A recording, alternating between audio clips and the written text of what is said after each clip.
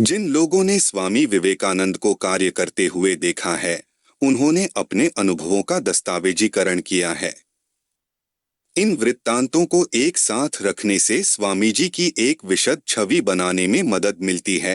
पुरुष, संत, दार्शनिक, प्रत्येक कहानी में उनके चरित्र के एक नए पहलू को उजागर करने या किसी मामले पर अपना दृष्टिकोण प्रस्तुत करने में मदद मिलती है। यह वीडियो श्री रामकृष्ण और स्वामी जी के कई प्रत्यक्ष शिष्यों और समकालीनों की ऐसी यादों पर आधारित श्रृंखला का भाग है। श्री रामकृष्ण अपने संदेश का प्रचार करने के लिए नरेंद्रनाथ दत्त स्वामी विवेकानंद को दुनिया में लाए। वे नरेंद्र के वास्तविक स्वरूप को जानते थे और उनके बारे में इस तरह की टिप्पणी करते थे। नरेंद्र उन 7 महान संतों में से एक है जो निरंतर ध्यान की स्थिति में होते हैं। दिव्य राज्य में वह मानव रूप में प्राचीन ऋषि नारायण हैं और नरेंद्र एक महान आत्मा हैं, ध्यान में सिद्ध। एक दिन केशव चंद्र सेन, विजय कृष्ण गोस्वामी और ब्रह्मा समाज के अन्य प्रसिद्ध प्रचारक श्री रामकृष्ण के साथ बैठे थे। युवा नरेंद्र भी मौजूद थे। ऊंचे भाव युक्त होकर श्री रामकृष्ण ने केशव और विजय को स्नेह भरी निगाहों से देखा। उनके जाने के बाद श्री रामकृष्ण ने कहा, केशव के पास एक शक्ति है जिसने उन्हें विश्व प्रसिद्ध बना दिया है, लेकिन नरेंद्र ऐसी 18 शक्तियों से संपन्न हैं। मैंने केशव और विजय में दिव्य ज्योति को मोमबत्ती की लौ की तरह जलते देखा है, लेकिन नरेंद्र में यह सूर्य की तेज से चमकते हुए अज्ञान और भ्रम के अंतिम अवशेषों को दूर करता है। नरेंद्र ने खुद को इस तरह की प्रशंसा के योग्य नहीं माना और श्री रामकृष्ण का तीखा विरोध किया। आप ऐसी बातें क्यों कहते हैं? अगर आप इस तरह बात करेंगे तो लोग आपको पागल समझेंगे। केशव पूरी दुनिया में मशहूर है, विजय एक संत है, मैं एक तुच्छ स्कूली छात्र हूँ। आप एक ही सांस में हमारे बारे में कैसे बात कर सकते हैं? कृपया मैं आपसे विनती करता हूँ, ऐसी बातें फिर कभी न कहें। प्रसन्न होकर श्री रामकृष्ण ने उत्तर दिया, लेकिन मैं इसके बारे में क्या कर सकता हूँ मेरे बच्चे? तुम्हें नहीं लगता कि मैं अपनी मर्जी से ऐसी बातें कहूँगा? यह माँ ही थीं जिन्होंने मुझे तुम्हारे बारे में सच्चाई दिखाई और इसलिए मुझे यह कहना पड़ा। माँ ने मुझसे कभी झूठ नहीं बोला। एक दिन श्री रामकृष्ण नरेंद्र को पंचवटी में ले गए और उनसे कहा, देखो मेरे पास 8 गुप्त शक्तियां हैं, लेकिन मैंने बहुत पहले ही तय कर लिया था कि मैं उनका इस्तेमाल कभी नहीं करूंगा और मुझे उनकी कोई जरूरत नहीं है। लेकिन तुम्हें धर्म का प्रचार करना होगा और बहुत कुछ करना होगा। मैंने उन शक्तियों को तुम्हें देने का फैसला किया है। कृपया उन्हें स्वीकार करो। नरेंद्र ने जवाब में पूछा, क्या वे मुझे भगवान को समझने में मदद करेंगे? जब श्री रामकृष्ण ने समझाया कि वे धर्म के प्रचार में कुछ हद तक मदद कर सकते हैं, लेकिन उन्हें ईश्वर प्राप्ति में मदद नहीं करेंगे, नरेंद्र ने उन शक्तियों को अस्वीकार कर दिया। बाद में उन्होंने कहा कि श्री रामकृष्ण उनके इनकार से बेहद प्रसन्न थे। हालांकि अपने शरीर को छोड़ने से पहले श्री रामकृष्ण ने नरेंद्र को शक्ति दी और कहा, आज मैंने तुम्हें अपना सब कुछ दिया और मैं एक भिखारी बन गया। इस शक्ति से तुम्हें संसार की भलाई के लिए बहुत कुछ करना है। बहुत बाद में किसी ने स्वामी शारदानंद से पूछा कि स्वामी विवेकानंद के पास कौन सी 18 शक्तियां हैं, तो उन्होंने उत्तर दिया कि श्री रामकृष्ण ने उन्हें उनके बारे में कुछ नहीं बताया। यह संभव है कि शक्तियां वही हैं जो भागवतम 11.15 में सूचीबद्ध हैं, जहां श्री कृष्ण ने उद्धव को 18 शक्तियों का वर्णन किया है। योग के विशेषज्ञ ऋषियों ने कहा है कि 18 सिद्धियां या अलौकिक शक्तियां हैं। भागवतम के अनुसार श्री कृष्ण कहते हैं, 8 सिद्धियां मुझसे उत्पन्न होती हैं और शेष 10 सत्वगुणों से उत्पन्न होती हैं। अणिमा, महिमा, लघिमा, प्राप्ति, प्राकाम्य, इशिता, वशिता और कामवासैत, ये 8 मेरी आंतरिक शक्तियां हैं। भूख या प्यास से मुक्ति, दूर से सुनने और देखने की क्षमता, मन की तरह गति, किसी भी रूप लेने और किसी के शरीर में प्रवेश करने की क्षमता, अपनी इच्छा के अनुसार मरना, देवताओं को अप्सराओं के साथ खेलते देखना, जो कुछ भी करने का संकल्प किया जाए उसे प्राप्त करने की शक्ति और कहीं भी पहुंचने की शक्ति, ये 10 सिद्धियां सत्व की प्रधानता के कारण उभरती हैं। इन 18 सिद्धियों के अतिरिक्त 8 कम शक्तियां हैं, जैसे भूत, वर्तमान और भविष्य का ज्ञान, गर्मी और ठंड सहने की क्षमता, दूसरों के मन को पढ़ने और अग्नि, सूर्य, प्रकाश, जल और विष के प्रभावों पर काबू पाने की क्षमता। मेरे भक्त स्वाभाविक रूप से इन गुणों से संपन्न हैं। इसके अलावा योग सूत्र में पतंजलि ने शक्तियों अध्याय में उल्लेख किया है कि योगी संयम या एकाग्रता, ध्यान और समाधि का अभ्यास करके विभिन्न प्रकार की मनोगत शक्तियों को प्राप्त कर सकते हैं। श्री रामकृष्ण की भांति स्वामी जी भी गूढ़ शक्तियों को आध्यात्मिक जीवन में बाधक मानते थे। शक्ति या ऊर्जा एक है, लेकिन यह कई तरह से प्रकट होती है। उदाहरण के लिए, एक बल्ब, पंखे या कंप्यूटर के कामकाज के पीछे वही बिजली है। इसी तरह स्वामी जी में दिव्य शक्ति कई रूपों में प्रकट हुई। बहुत कम ही ऐसा देखने को मिलता है कि एक ही व्यक्ति में इतनी सारी प्रतिभाएं प्रकट हो जाती हैं। स्वामी जी के एक शिष्य शरत चंद्र चक्रवर्ती ने लिखा, ज्ञान में स्वामी जी शंकर थे, बड़े दिल में बुद्ध, भक्ति में नारद, ब्रह्मा के ज्ञान में शुकदेव, बहस में बृहस्पति, सुंदरता में कामदेव, वीरता में अर्जुन और शास्त्रों के ज्ञान में व्यासदेव। स्वामी जी एक बुद्धिमान व्यक्ति थे, एक आदर्श कार्यकर्ता, एक योगी और भक्त, सभी एक ही व्यक्ति में समाहित हो गए। वह एक साधु, एक तपस्वी, एक ऋषि और रहस्यवादी थे। वह एक नेता, एक वक्ता और कलाकार, एक कवि, लेखक, संवादी, वाद विवाद, गायक, संगीतकार और हास्यकार थे। वह एक दार्शनिक, भाषाविद, एक शिक्षाविद, एक देशभक्त, मानवतावादी और सुधारक थे। स्वामी तुरानंद के अनुसार स्वामी जी एक आदर्श व्यक्ति थे। हम जिस व्यक्ति से प्यार करते हैं उसके बारे में सुनकर कभी नहीं थकते। जितना अधिक हम अपने प्रिय के बारे में सुनते हैं उतना ही हम जानना चाहते हैं। यह प्यार की निशानी है। यहाँ मैं कुछ घटनाओं का वर्णन करूंगा जो स्वामी जी के विभिन्न पहलुओं को प्रकट करती हैं। इनमें से कुछ उपाख्यानों को प्रकाशित किया गया था, कुछ को पुरानी पत्रिकाओं से एकत्र किया गया था और शेष भिक्षुओं की अप्रकाशित डायरियों में छिपे हुए हैं। इन कम ज्ञात घटनाओं को अवश्य ही सामने आना चाहिए ताकि हमें स्वामी जी के विशाल व्यक्तित्व की पूरी तस्वीर मिल सके। स्वामी जी यह देखना चाहते थे कि कैसे लोग अपनी वास्तविक महानता को छोटे कार्यों के माध्यम से प्रकट करते हैं, जैसे कि वे कैसे खाते हैं, अपने कपड़े पहनते हैं या अपने सेवकों के साथ कैसा व्यवहार करते हैं। नम्र कायर व्यक्ति भी समय आने पर नायक सिद्ध हो सकता है। एक महान व्यक्ति को हर छोटे या बड़े काम में महानता का प्रदर्शन करना चाहिए। इस लेख में हम स्वामी जी के जीवन की कुछ घटनाओं का वर्णन करेंगे जो महत्वहीन प्रतीत होती हैं, लेकिन जिनमें उनकी दिव्यता और मानवता के प्रति प्रेम का स्पष्ट रूप से पता चलता है। अपने शरीर को त्यागने के कुछ साल पहले स्वामी जी ने अपना हंस गीत गाना शुरू किया। 1900 में उन्होंने सैन फ्रांसिस्को में एक अमेरिकी भक्त से कहा, देखो मुझे फिर से जन्म लेना है। क्यों स्वामी जी? भक्त ने पूछा। क्योंकि उन्होंने जवाब दिया, मुझे इंसानों से प्रेम हो गया है।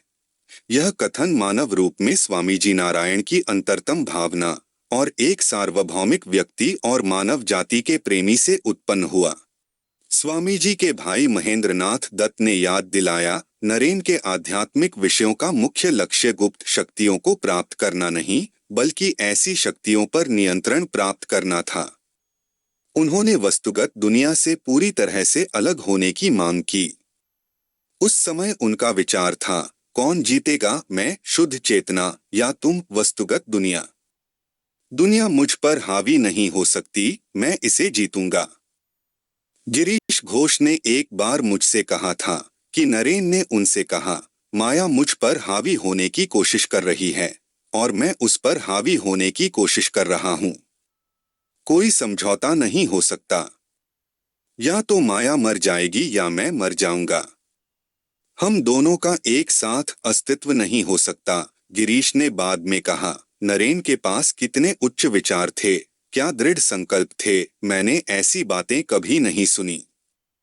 वह माया की दुनिया को रौंदना चाहता था और उस पर अपना वास्तविक स्वरूप स्थापित करना चाहता था। यह एक मूल विचार है। केवल नरेन ही ऐसा कह सकता है, क्योंकि वह दृढ़ निश्चय के व्यक्ति हैं। लेकिन बहुत से लोगों को उनके विचार पसंद नहीं आए। कुछ ने उनकी आलोचना की। अपनी साधना के प्रथम चरण में नरेन की यही मनोदशा थी, आध्यात्मिक शक्ति प्राप्त करना और उसे हृदय की एक गहरी खाई में संरक्षित करना। यह नरेन का रवैया था जिसे उनके कई भाई शिष्यों ने गहराई से आत्मसात किया था। एक बार नरेन ने गिरीश से कहा, मैं सब कुछ भूल सकता हूँ, यहाँ तक कि शरीर भी, सिवाय दक्षिणेश्वर के उस पागल ब्राह्मण के। वह मेरी बाधा बन गया है। अगर मैं उसे नहीं भुला तो मुझे ब्रह्मा का सर्वोच्च ज्ञान नहीं हो सकता जो नाम और रूप के परे है। श्री रामकृष्ण के परम भक्त होने के कारण गिरीश अवाक रह गए। एक अन्य अवसर पर गिरीश ने कहा, नरेन क्या कह रहा है? वह अपने गुरु को त्याग देगा। फिर उन्होंने आगे कहा, मैं कल्पना भी नहीं कर सकता कि नरेन किस ऊंचे स्थान पर चढ़ गया है।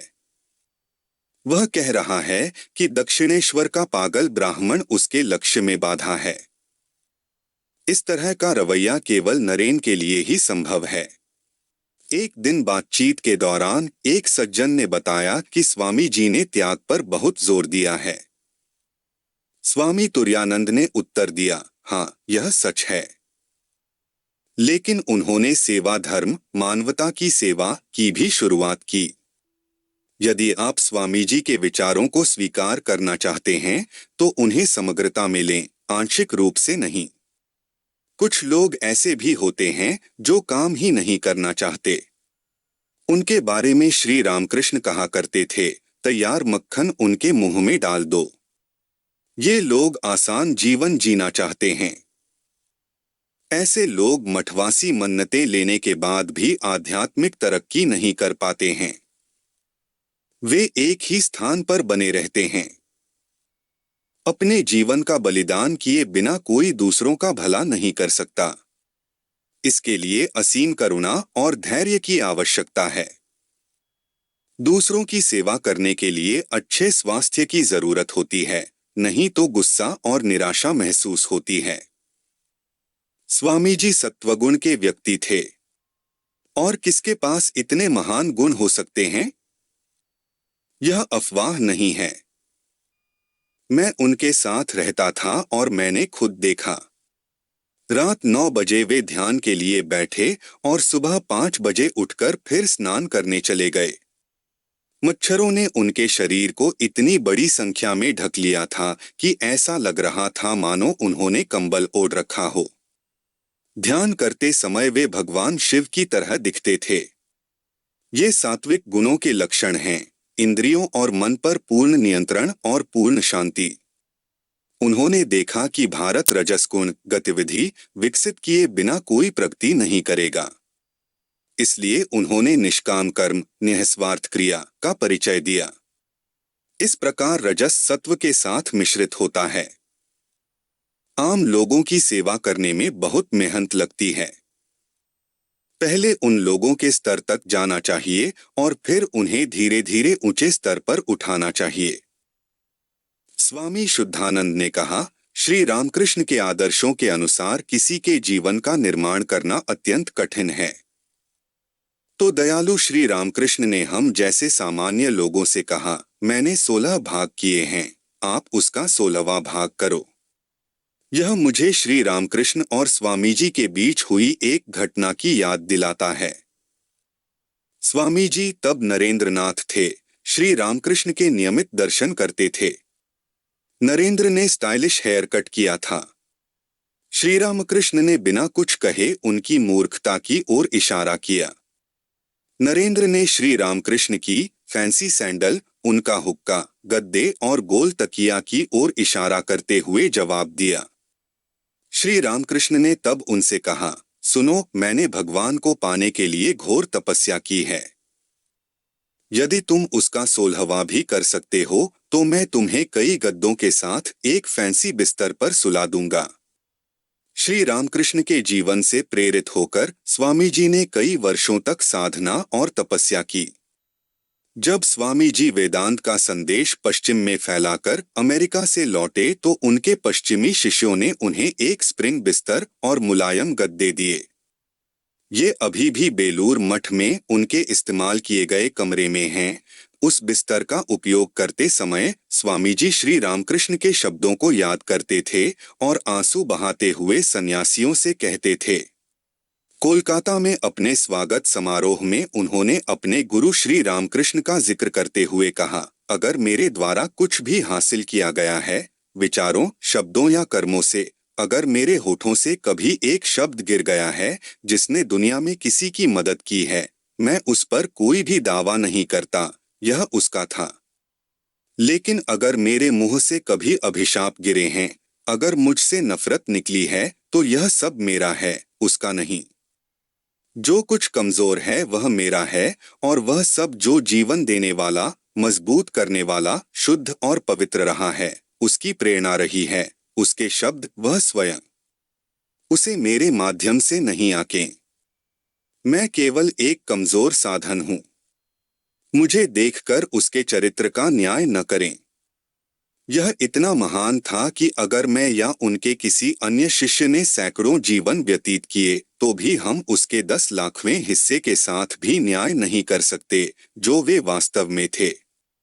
स्वामी विमलानंद ने याद किया, जब श्री रामकृष्ण अपनी अंतिम बीमारी से पीड़ित थे तब महेंद्रलाल सरकार ने रोग को गले का कैंसर होने का निदान किया था। उसने शिष्यों से कहा कि यह एक संक्रामक रोग है और उन्हें सलाह दी कि जब वे उनका उपचार करें तो सावधान रहें। कुछ युवा शिष्य थोड़े घबरा गए। स्वामी जी ने यह देखा।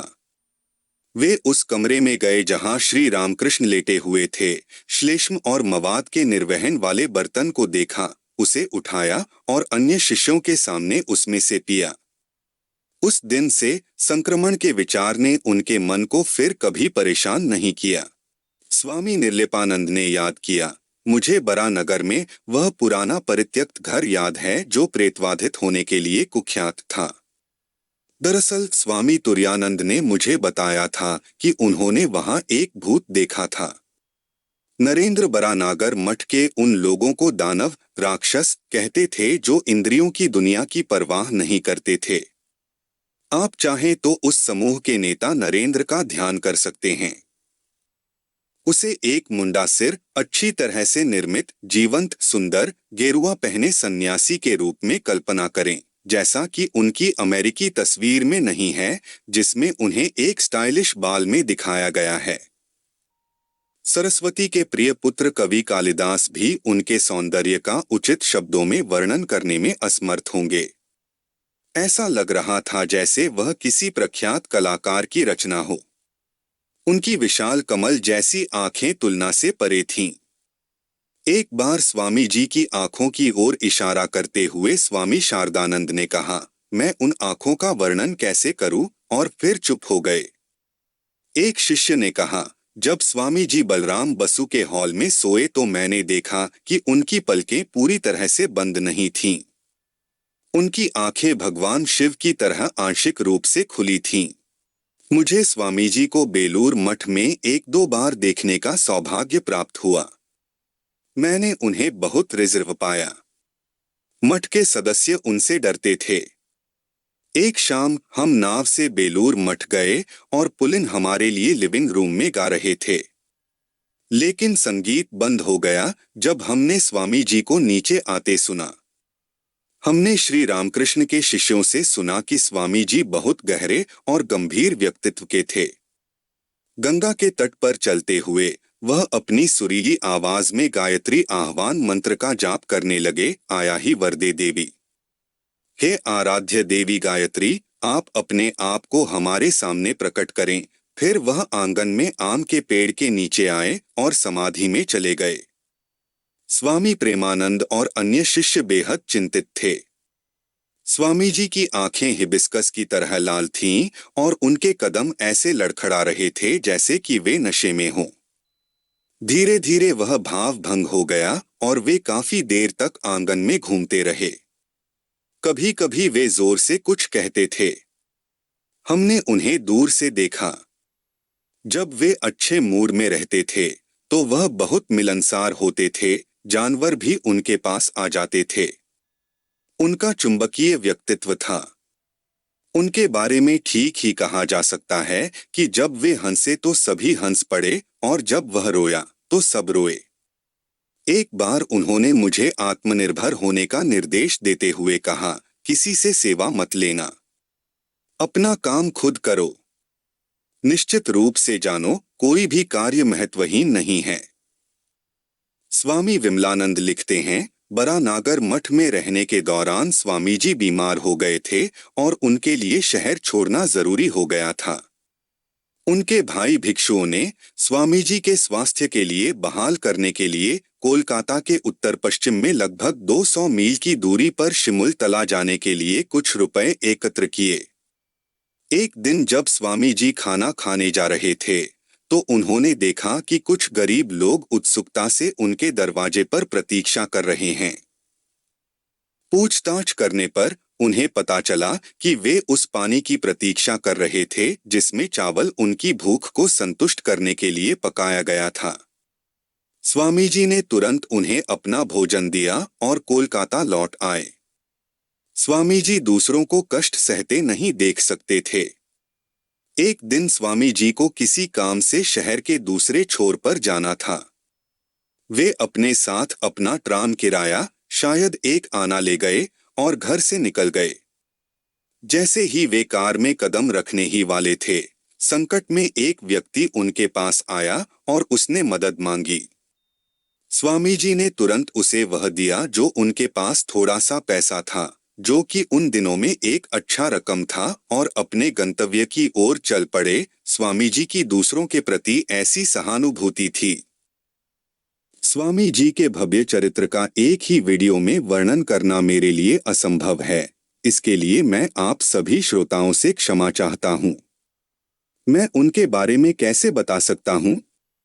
वह पहाड़ों से भी ऊंचा है, समुद्र से भी गहरा है और ब्रह्मांड से भी बड़ा है। ओम नमः श्री यतिराजाय विवेकानंद सूर्ये, सच्चित सुख स्वरूपाय स्वामिने तापहारिणे।